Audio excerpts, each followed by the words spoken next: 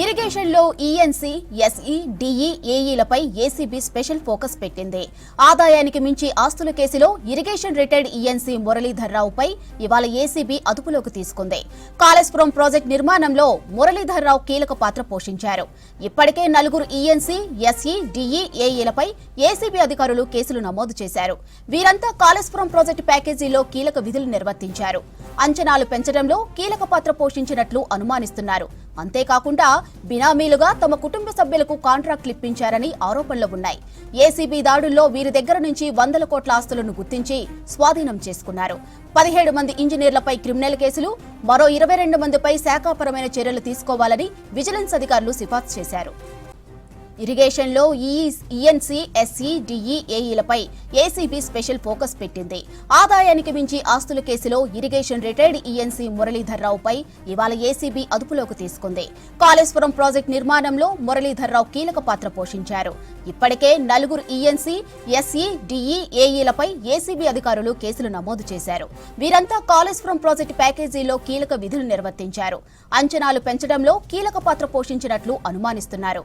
అంతేకాకుండా బినామీలుగా తమ కుటుంబ సభ్యులకు కాంట్రాక్ట్లు ఇప్పించారని ఆరోపణలు ఉన్నాయి. ఏసీబీ దాడుల్లో వీరి దగ్గర నుంచి 100 కోట్ల ఆస్తులను గుర్తించి స్వాధీనం చేసుకున్నారు. 17 మంది ఇంజనీర్లపై క్రిమినల్ కేసులు, మరో 22 మందిపై శాఖాపరమైన చర్యలు తీసుకోవాలని విజిలెన్స్ అధికారులు సిఫార్సు చేశారు. రైట్, డీటెయిల్స్ శ్రీశైలం అందిస్తారు. శ్రీశైలం, కాళేశ్వరం అవినీతి ఇంజనీర్లపై ఏసీబీ దాడులు కంటిన్యూ అవుతున్నపై దీనిపై అప్డేట్స్ ఏంటి?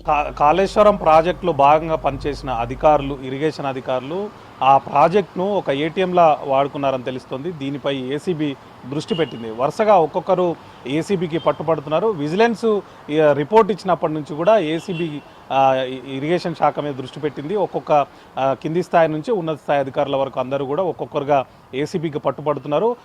దాడి చేసిన ప్రతి అధికారి ఇంట్లో కూడా 100 కోట్ల ఆస్తులను గుర్తిస్తున్నారు. స్థిర చరాస్తులతో పాటు నగదు కూడా భారీగా పట్టుబడుతుంది. తాజాగా మురళీధర్ రావు పట్టుబడ్డారు ఏసీబీకి.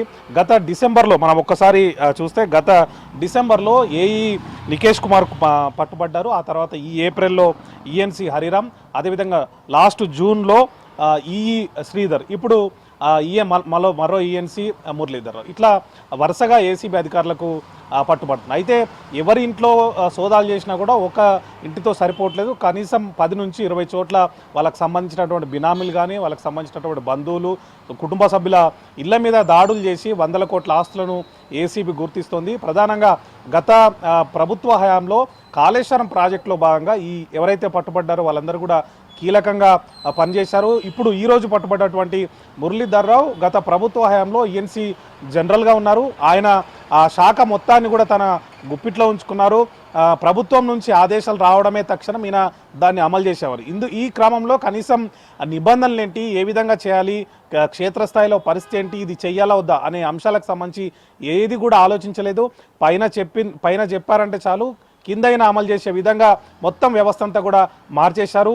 జలసౌధ నుంచి ఒక్క ఇన్ఫర్మేషన్ కూడా బయటకు వచ్చేది కాదు. గత ప్రభుత్వ హయాంలో కాళేశ్వరం ప్రాజెక్టు సంబంధించి ఏ అంశం, ఏ వివరాలు కావాలన్నా కూడా ఖచ్చితంగా ఈఎన్సీ జనరల్ మురళీధర్ రావును మాత్రమే అడగాల్సి ఉండేది. ఆయనకు మాత్రమే సమాచారం ఉండేది. ఆయన కూడా ఎవరికి బయటకి ఇచ్చేవారు. కింద ఉన్నటువంటి అధికారులు ఎవరికి కూడా ఆయన సమాచారం ఇచ్చేవారు. కేవలం పైనుంచి వచ్చేటువంటి ఆదేశాలు, ఒకవేళ రివైజ్ ఎస్టిమేషన్ కావాలన్నా, అంచనాలు పెంచాలన్నా, లేకపోతే ఇంకేం కావాలన్నా కూడా మురళీధర్ రావే మొత్తం తానే స్వయంగా అన్ని చూసుకునేవారు. దీంతో ఈ క్రమంలోనే 100 కోట్ల ఆస్తులు కూడబెట్టినట్టుగా గత విజిలెన్స్ ఏదైతే కాళేశ్వరం ప్రాజెక్టు కుంగిన తర్వాత విజిలెన్స్ విచారణకు ఈ ప్రస్తుతం ఉన్నటువంటి ప్రభుత్వం ఆదేశించింది. దీంతో పూర్తిగా అవినీతి చిట్టా అనేది బయటకు వచ్చింది. వాళ్ళకి సంబంధించి విజిలెన్స్ పూర్తి ఎంక్వైరీ చేసింది. ఆ కాళేశ్వరం ప్రాజెక్టులో అవినీతి జరిగింది. అనేక మంది అధికారులు ఇందులో భాగమయ్యారు.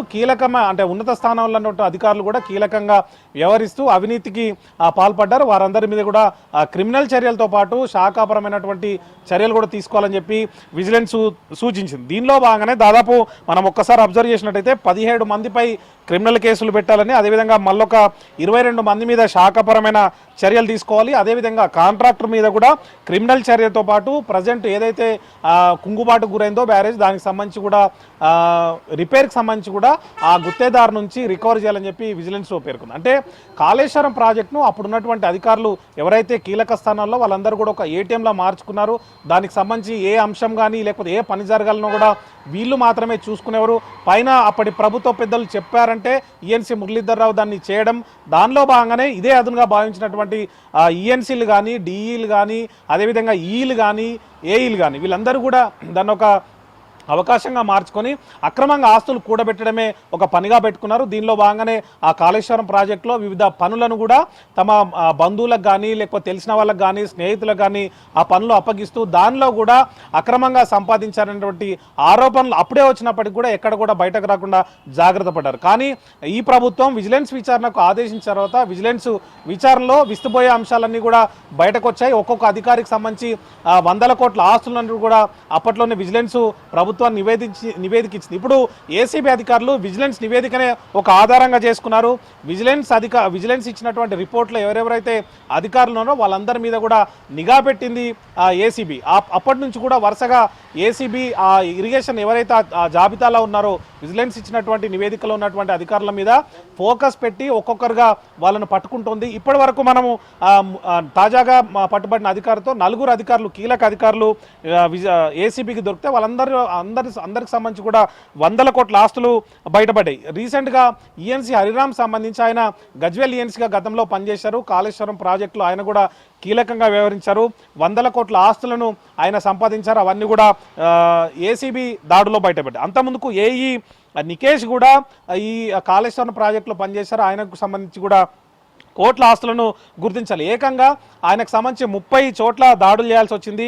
దాదాపు 200 కోట్లకు పైగానే ఆయన ఆస్తులు ఉంటుందని అప్పట్లోనే గుర్తించారు. దాంతోపాటు హరిరామ్ సంబంధించి కూడా దాదాపు 100 ఎకరాల గజ్వేల్ పరిసర ప్రాంతాల్లోనే ఆయన అక్కడ పనిచేస్తున్న సమయంలోనే 100 ఎకరాల భూమిని కూడా ఆయన సంపాదించారు. దాంతోపాటు 13 చోట్ల ఆయనకు సంబంధించినటువంటి ప్రాంతాల్లో దాడులు చేయాల్సి వచ్చింది. ఏకంగా ఇందులో విల్లాలు, ప్లాట్లు, తర్వాత ల్యాండ్స్, దీంతో పాటు నగదు కూడా భారీగా పట్టుబడింది. ఈయనకు సంబంధించి కూడా దాదాపు 200 కోట్లకు పైగానే ఈయన ఆస్తులు బయటపడ్డాయి. ఇవన్నీ కూడా ఏసీబీ స్వాధీనం చేసింది. దాంతోపాటు ఈ నూనె శ్రీధర్కి సంబంధించి కూడా దాదాపు 13 చోట్ల అప్పట్లో ఏసీబీ దాడులు చేసింది. ఈయనకు సంబంధించి కూడా భారీగా ఆస్తి అనేది బయటపడింది. ఈ విధంగా ఒక్కొక్క అధికారికి సంబంధించి ఎక్కడ దాడి చేసినా కూడా వందల కోట్ల ఆస్తులు బయటకు పడ్డాయి. అంటే కాళేశ్వరం పేరు చెప్పుకొని పూర్తిగా వీళ్ళు అక్రమాస్తులు కూడబెట్టడంతో ఏసీబీ వాళ్ళ మీద ఫోకస్ పెట్టింది. వరుసగా దాడులు చేస్తూ వాళ్ళని పట్టుకుంటుంది మాదిరి.